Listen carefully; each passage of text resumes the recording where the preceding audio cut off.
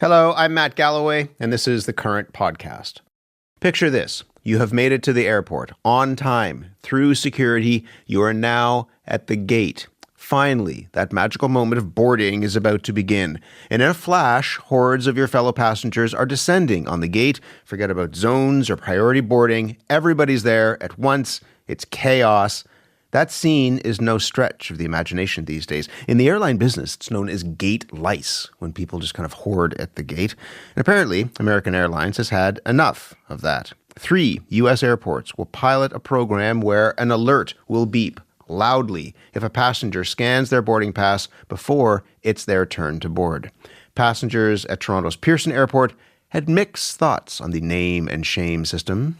I think, it could be a little embarrassing for the person, but I think it might be the only way to get people to actually comply if they're called out.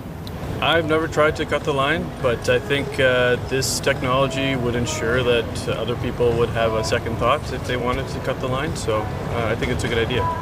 Public shame is never a good way to tackle a problem. It makes the people angry, and do we need more angry people at the airport? I don't really think so.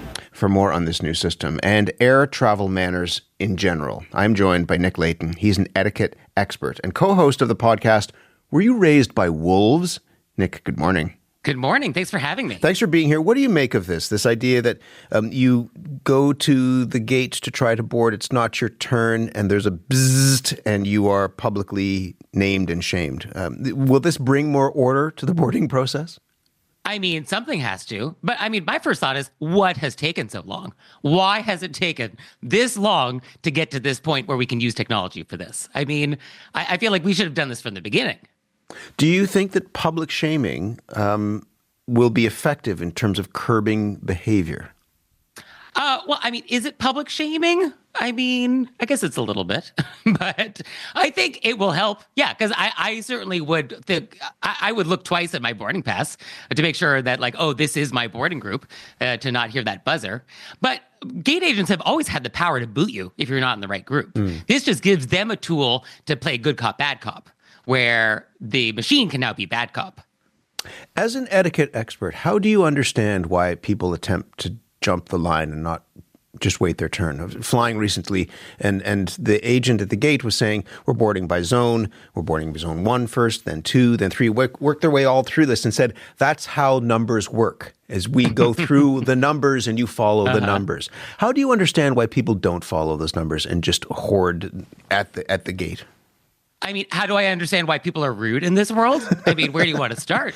But I think when there are no consequences, people's natural inclination is often just to take advantage of that.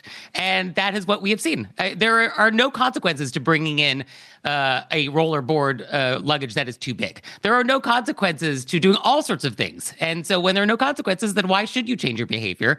It feels very zero sum up there. And I think people have just gotten used to just taking advantage. And I think this might be a little bit of a correction, which is needed. So if the buzzer is not the thing that's going to lead to that full correction, what else, just on this last point here, what else do you think airlines could do to make the boarding process, getting onto the airplane, a bit more civilized? Well, here's the thing. I think it's in the airline's financial interest to actually not make it civilized. They want to make it a little unpleasant, because the more unpleasant it is, the more likely we want to pay to get out of that unpleasantness, which is what we do. It is why we pay for early boarding. It is why we pay for upgrades. It is why we pay for all of these things. And if they just made it totally pleasant for everybody in every boarding group, well, what financial incentive is there for us to try and get out of that? So I think there's a little of that happening, which is not exactly etiquette approved, but that's sort of the world we're living in. You have done, more than 200 airline etiquette-related episodes of your podcast?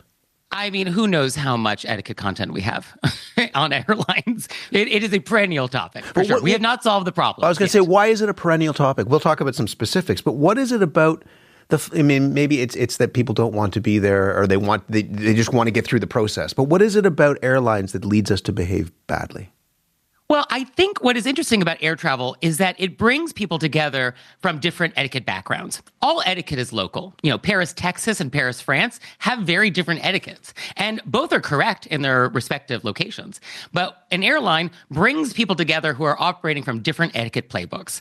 And so my idea of personal space or my idea of what is appropriate to eat on an airplane might be very different from yours.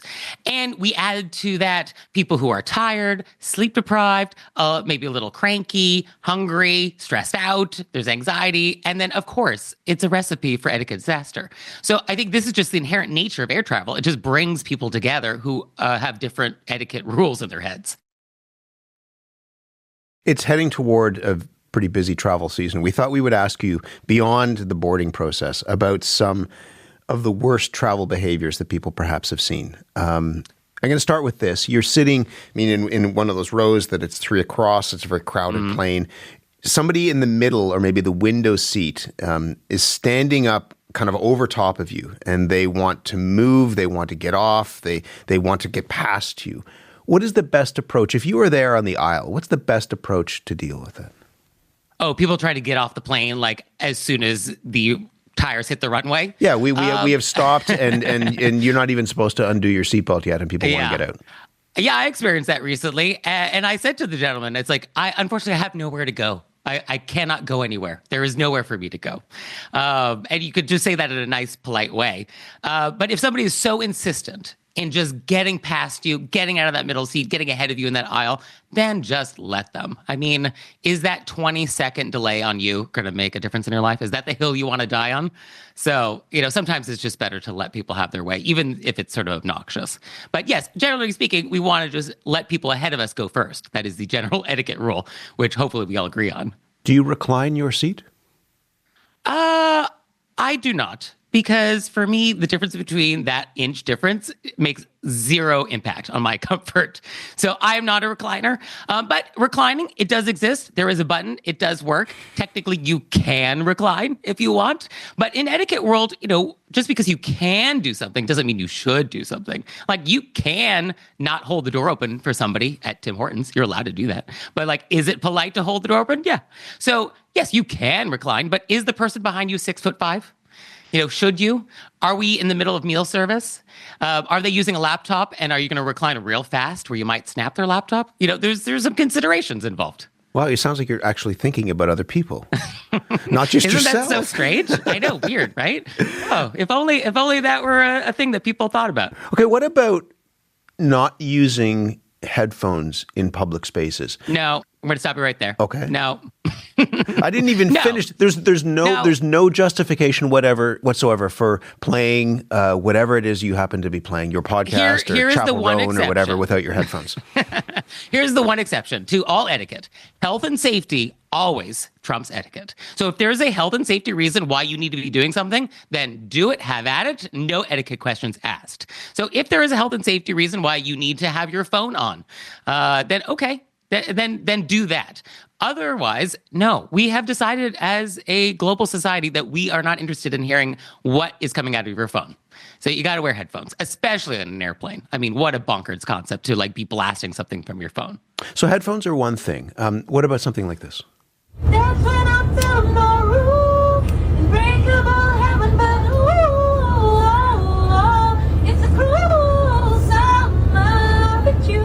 So you might be on the plane and passengers feel like this is the opportunity for them to live out their fantasy of being a pop singer. Maybe they get the PA system going to their benefit. Is that something that you are in favor of? I'll have what she's having. Wow. I think that's charming for a hot second, but how long is this flight and how close am I to this person? The etiquette rule is, we want to be mindful of people around us. We just want to acknowledge that other people exist.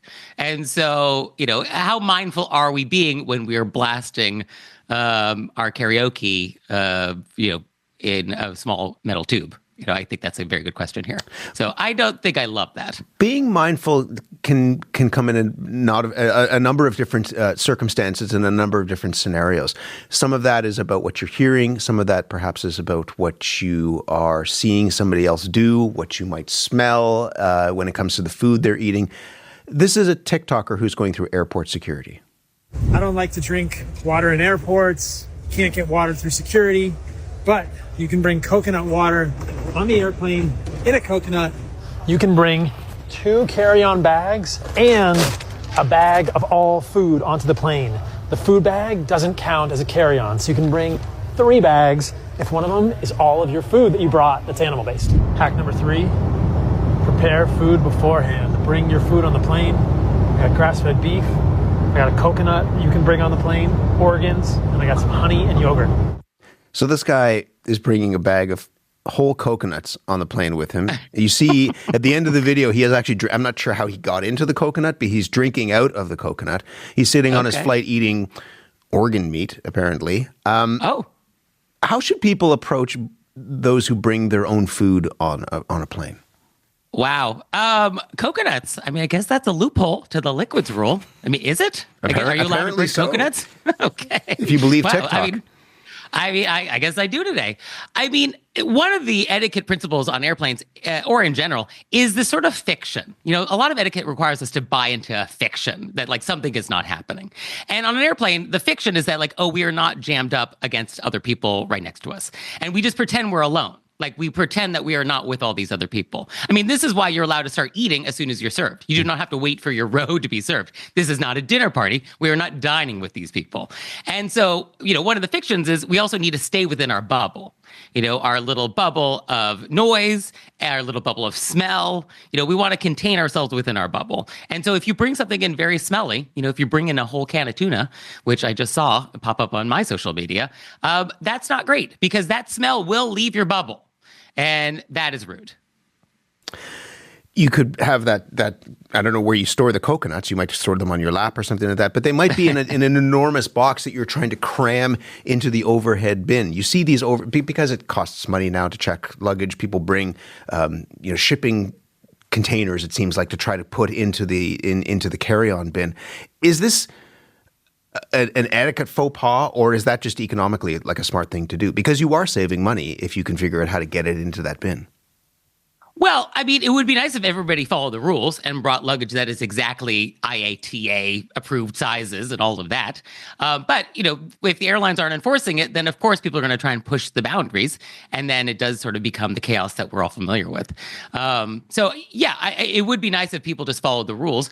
Unfortunately, people who do are often left holding the bag and are sort of the suckers. And so we just need more enforcement from the airlines. Passengers can't enforce this against other passengers. So the airlines really have to enforce the rules that they have set to, you know, try to make this less chaotic. Bare feet on a plane? No, except for that health and safety exception, which I discussed earlier. But yeah, in general, I would love for your socks to be on if possible. And I don't know, it doesn't actually really affect my life, but I would rather not see you walk to the bathroom in socks. There's just something about that which catches my eye, which I don't care for. And, you know, we all know what is happening in there. So I don't love the idea that you're stepping in wet puddles with your socks. But yeah, I think you know your feet. You know if your feet smell. And so, you know, if you take off your socks and it's under the seat in front of you and no one can see or smell them, then like, you know, it's the tree falling in the forest. You know, do your feet make a smell if no one knows? You know, who knows? But in general, yeah, I think we want to keep our socks on at least. What do you make? And certainly want our shoes. What do you make of the fact? I mean, a lot of this behavior that we're talking about it in part because people have filmed other people doing it, right? And then it's been posted up on social media. What do you make of the fact that is there an etiquette kind of approach to filming and posting videos of your fellow travelers online? It's technically considered rude. You know, to film people, especially at their expense, is not kind.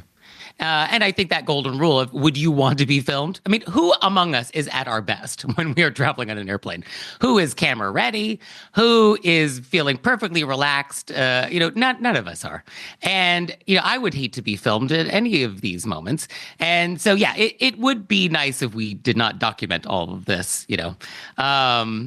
So I don't love it, but it is the world we live in. And so I guess because we live in that world, we just want to make sure we're really on our best behavior at all times. And even if we are feeling frustrated or if we do feel some injustice, we just want to be mindful like, oh, this might be filmed. So let me just proceed accordingly and not do anything that would get me canceled. The documentation could lead you to believe that we are ruder as a society now than we were in past. Are we less polite? Have we lost a sense of etiquette, do you think? Or is it just because this is being documented that we think about it differently? Yeah, I don't think things are worse. I think we just are more aware of it. I mean, going back to 1922, Emily Post, one of the original etiquette experts in North America, she was talking about train travel. And she actually was talking about how you don't want to assail the nostrils of fellow passengers with strong odors of any kind. I mean, this was happening in 1922. So more than 100 years later, it's the same problem. We have solved no etiquette problems. I think some things are just human nature. It's just kind of who we are as a species. And so, as the host of a podcast that, as we say, tries to make the world a nicer, more polite place, what should we think about? What's the golden rule when traveling to not fall prey to some of the things that we have spoken about this morning? I think you just have to have a good sense of humor about travel. And I think you just have to approach it with sort of the idea that, this is a little unpleasant. This is not the glamorous Chateaubriand served tableside, Pan Am Clipper flights of yore. I mean, we just don't live in a world of glamorous travel anymore. This is just sort of, a bus that flies. And so we just have to acknowledge that, it's going to be a little pleasant. We can tough it out, pick your battles, decide, what hills you want to die on, and know that it'll be over soon. And I think, if we kind of approach it with that sense of humor, then we can endure. And you are on that bus with other people. And so think about those other people when you're acting. Other people exist. Yeah, I guess that's the takeaway. Other people exist. Nick, thank you very much for this. Thank you. This is a treat and a pleasure. Nick Leighton is an etiquette expert and co-host of the podcast, Were You Raised by Wolves?